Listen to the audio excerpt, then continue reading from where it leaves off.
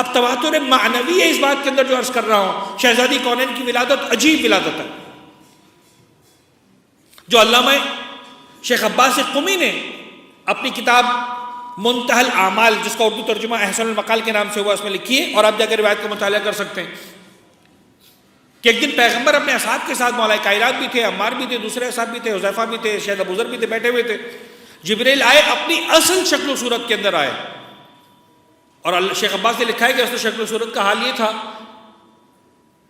اب جن کو نظر آ رہا تھا، جن کو نظر نہیں آ رہا، ان کو نظر نہیں آ رہا. جن کو نظر آ رہا تھا انہوں نے دیکھا کہ جناب جبرائیل کے پروں نے پوری کائنات کو، پوری دنیا کو اپنے اندر سمیٹ کے رکھا ہوا. اس کیفیت میں آتے ہیں اور فرماتے ہیں کہ اللہ کے رسول، پروردگار عالم کا حکم ہے 40 دن کے لیے خدیجہ سے دور ہو جائیے، آپ کو جانے کی اجازت نہیں ہے. میں پوری تفصیل بیان نہیں کروں گا لیکن کچھ اشارے ضرور دوں گا. دور ہو جائیے خدیجہ طاہرہ سے. پیغمبر اکرم 40 دن کے لیے جناب خدیجہ طاہرہ سے دور ہو جاتے ہیں. فیصلہ کر لیتے ہیں کہ مجھے حکم الہی سے اجازت نہیں جاؤں گا. لیکن ایک کام کیا، روایت کے اندر لکھا ہے، جناب عمار کو اپنے پاس بلایا اور عمار کو بلا کر کہا کہ جاؤ عمار، جا کر میری بیوی خدیجہ کو اطلاع دے دو کہ پروردگار عالم نے مجھے حکم دیا ہے کہ میں 40 دن تمہارے پاس نہ آؤں. یہ جو نہیں آؤں گا اس کا مطلب یہ نہیں ہے کہ خدا نہ خواستہ اب مجھے تم سے محبت نہیں رہی. ایسا نہیں ہے کہ اگر 40 دن تک نہیں آؤں گا تو میں تمہارے ساتھ رہنا نہیں چاہتا، میں تمہارے ساتھ زندگی گزارنا نہیں چاہتا.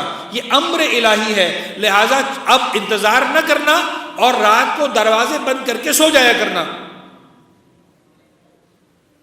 حکم الہی بھی آ جائے، پروردگار کی طرف سے بھی حکم آ جائے، تب بھی پیغمبر اپنے اس عمل سے بتا رہے ہیں کہ اس کے باوجود بیوی کے کچھ حقوق باقی رہتے ہیں.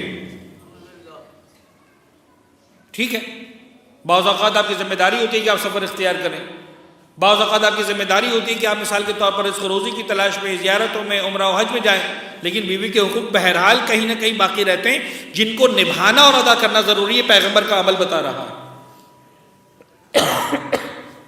پیغمبر دور ہو گئے 40 دن تک. کہاں پر گئے؟ دو الگ الگ روایتیں.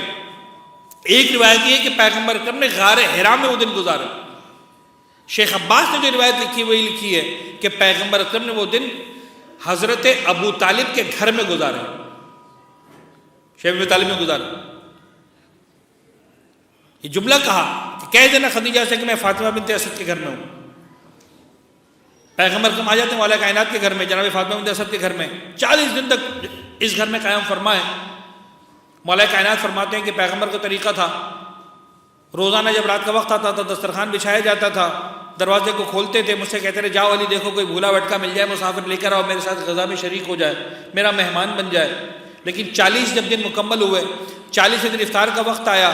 افطار کا مطلب یہ ہے کہ اہل بیت اطہار اور معصومین کا طریقہ یہ نہیں ہوتا کہ پہلے افطار کریں اس کے بعد نماز پڑھیں. واجب نماز سے فارغ ہوئے، واجب نماز کے بعد جو ہے افطار کے لیے بیٹھے، دسترخوان رکھا گیا. لیکن آج دسترخوان کوئی اور لے کر نہیں آیا، آج دسترخوان جناب جبرائیل و میکائیل لے کر آیا. پیغمبر کے سامنے رکھا گیا، فرما دیا گیا اے حبیب خدا اس غذا میں کسی اور کی شرکت آپ کے علاوہ جائز نہیں ہے. کہ یہ پہلا دن تھا، مولا کائنات فرماتے ہیں جب اللہ کے رسول نے کہا یا علی آج دروازوں کو بند کر دو، کوئی آنا چاہے بھی تو نہ آ سکے. ایک خوشہ گندم کا تھا، ایک خوشہ کھجور کا تھا، ایک خوشہ انگوروں کا تھا. میں نے اس غذا کو تناول کیا. غذا کو تناول کرنے کے بعد دسترخوان کو لپیٹ دیا گیا. جناب جبرائیل و میکائیل آتے ہیں، بریق جنت سے پیغمبر کے ہاتھوں کو دھلاتے ہیں. جناب میکائیل آتے ہیں، جنت کے تولیے سے پیغمبر کے ہاتھوں کو صاف کرتے ہیں. دسترخوان ایسے کا ایسا سمیٹا جاتا ہے، سمیٹ کر پورا آسمان کی طرف اٹھا لیا جاتا ہے. جو بچ گیا اس میں بھی کسی کو شرکت کی اجازت نہیں ہے. دسترخوان چلا گیا، پیغمبر دوبارہ مصلی کی طرف آتے ہیں. جبرائیل ہاتھ تھام کر روک دیتے ہیں، اے اللہ کے رسول آج آپ کو ان نوافل کی اجازت نہیں ہے. آج کی عبادت کا انداز اور ہے. جائیے خدیجہ کے پاس. پیغمبر اکرم شیب ابی طالب سے نکلتے ہیں، جناب فاطمہ بنت اسد کے گھر سے نکلتے ہیں، تشریف لاتے ہیں بیت خدیجہ میں. رات کا وقت ہو چکا ہے. آج کل کا دور نہیں ہے کہ روشنیاں روشن ہو، اندھیرا علاقہ ہے، دروازہ بند کیا جا چکا ہے. جناب خدیجہ فرماتی رات کا وقت آیا کرتا تھا، جیسے رات ہوتی تھی میں دروازوں کو بند کر دیا کرتی تھی، عبادت کرتی تھی، غذا سے پہلے فارغ ہو چکی ہوتی تھی، بستر میں آ کر آرام کرتی تھی، چراغوں کو بجھا دیا کرتی تھی کہ ایسے میں کسی نے دق الباب کیا، میں نے پکار کر کہا کہ کون اس دروازے کو کھٹکھٹا رہا ہے؟ اس دروازے کو محمد کے سوا کسی کے لیے کھٹکھٹانے کی اجازت نہیں ہے۔ شہزادی فرماتی میں روزانہ دن میں کئی مرتبہ رویا کرتی تھی فراق پیغمبر میں۔ کیا وجہ ہے کہ پروردگار نے مجھ سے دور کر دیا؟ کوئی غلطی ہو گئی، کوئی خطا ہو گئی، کوئی ناراضگی ہو گئی، کیا ایسا ہو گیا؟ اللہ کے رسول آئیں تو پتہ چلے۔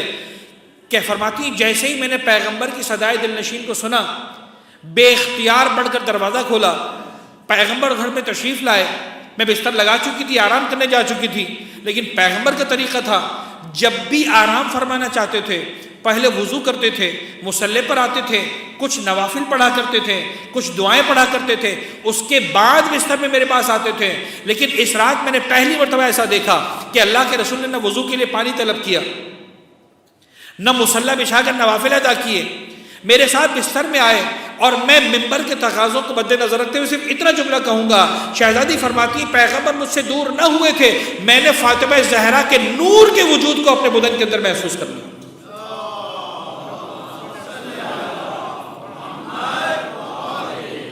شیخ ہاشم بحرانی العوالم میں کئی حوالوں سے اس روایت کو لکھتے ہیں، علامہ مجلسی نے اس روایت کو لکھا، شیخ عباس قمی نے اس روایت کو لکھا، لیکن ایک تواتر معنوی آ گیا۔ اب میں ایک روایت اور سنا دوں تاکہ آپ کو میں اس نقطے تک لے کر جاؤں جس نقطے تک شہزادی کی عظمت اور مقام کے لیے پہنچانا چاہ رہا ہوں۔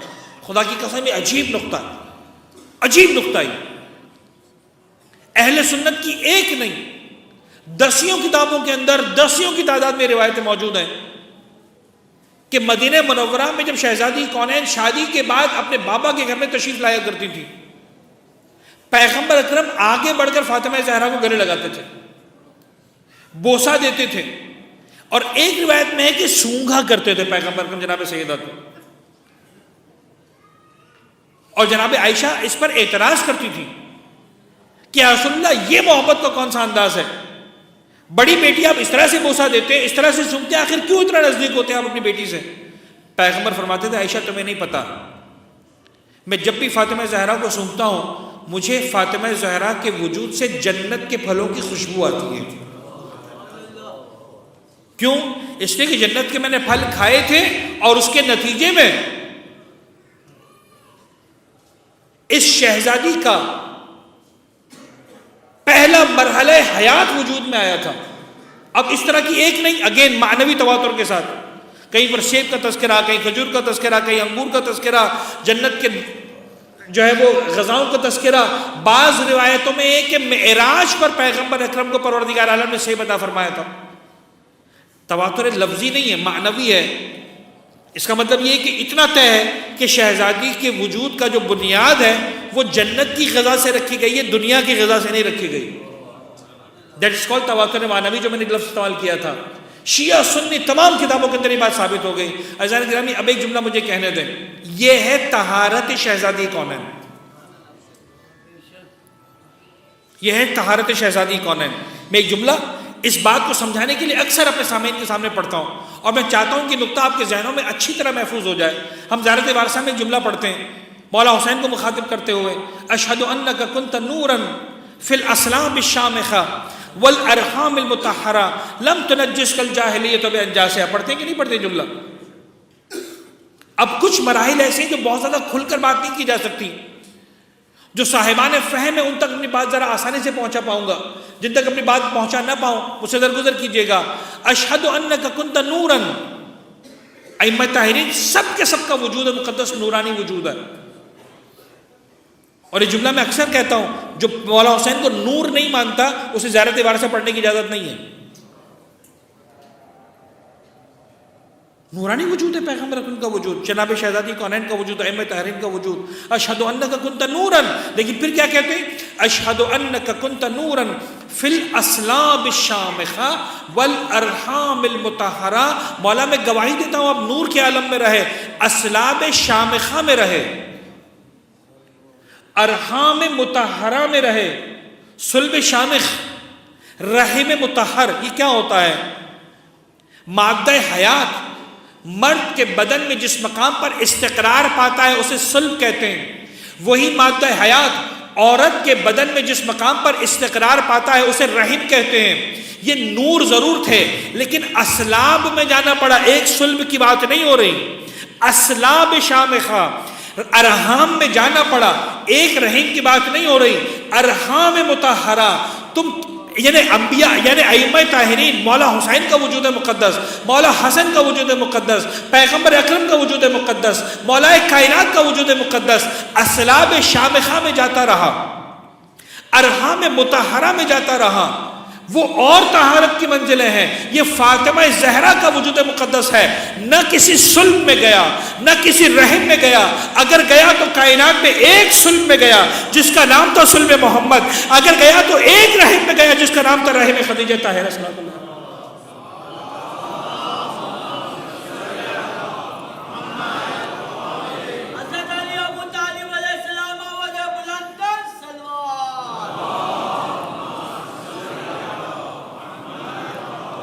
سمجھ میں آ رہا ہے مقام فاطمہ کیا ہے؟ لہٰذا مجھے کہنے دیجئے، وہ جو حدیث افصاح کے اندر ہم پڑھتے ہیں نا کہ جب پیغمبر اکرم نے ہاتھوں کو بلند کر کے دعا کی تھی، اللہم ان ہؤلاء اہل بیتی وخاصتی وعامتی لحمہم لحمی ودمہم دمی، ساری دعا جب کی تھی، وَأَعْذِبْ عَنْهُمُ الرِّجْسَ وَطَهِّرْهُمْ تَطْهِيرًا، تو حضرت جبرائیل نے سوال پوچھا تھا، یا رب ومن تحت الکساء، یہ کساء کے نیچے ہے کون؟ کون پوچھ رہا ہے سوال؟ جناب جبرائیل کس کو نہیں جانتے؟ پیغمبر کو نہیں جانتے، فاطمہ زہرا کا تعارف نہیں ہے، حسن و حسین کا تعارف نہیں ہے، علی ابن ابی طالب کا تعارف نہیں، کس کا تعارف نہیں ہے؟ ہر ایک کو جانتے ہیں. لیکن عزیزان گرامی، حدیث کساء کے اندر تطہیر کی بات تھی، عصمت کی بات تھی، نبوت کی بات نہیں تھی، امامت کی بات نہیں تھی، کسی اور چیز کی بات نہیں تھی. یہاں پر طہارت کی بات تھی. یطہرکم تطہیرا کی سند دی جانی تھی. اگر نبوت کا تعارف کروانا ہوتا شاید پیغمبر کے وجود مقدس کو مرکز نبوت بنا کر بیان کرنا پڑتا. کسی اور مرحلے کی بات ہو رہی ہوتی، ممکن ہے مولا کائنات کے وجود مقدس کو مرکز بنایا جاتا. لیکن طہارت کی بات تھی. یہاں نہیں بنتا تھا کہ پیغمبر کے نام سے تعارف ہو، یہاں نہیں بنتا تھا کہ مولا کائنات کے نام سے تعارف ہو، یہاں نہیں بنتا تھا کہ حسن و حسین کے نام سے تعارف ہو. یہاں بنتا تھا کہ تعارف ہو تو فاطمہ زہرا کی ذات سے تعارف ہو. اس لیے کہ طہارت کی جس منزل پر فاطمہ زہرا ہے، کائنات کی کوئی ہستی طہارت کی اس منزل پر نہیں ہے. لہٰذا خدا کو کہنا پڑا ہم فاطمہ و ابوہا و بعلہا و بنوہا. وہ طہارت کبریٰ کی منزل پر بیٹھی ہوئی فاطمہ زہرا ہے. انہی کی نسبت سے ان کا بابا بھی طاہر ہے، انہی کی نسبت سے ان کا شوہر بھی طاہر ہے، انہی کی نسبت سے ان کے بچے بھی طاہر ہیں.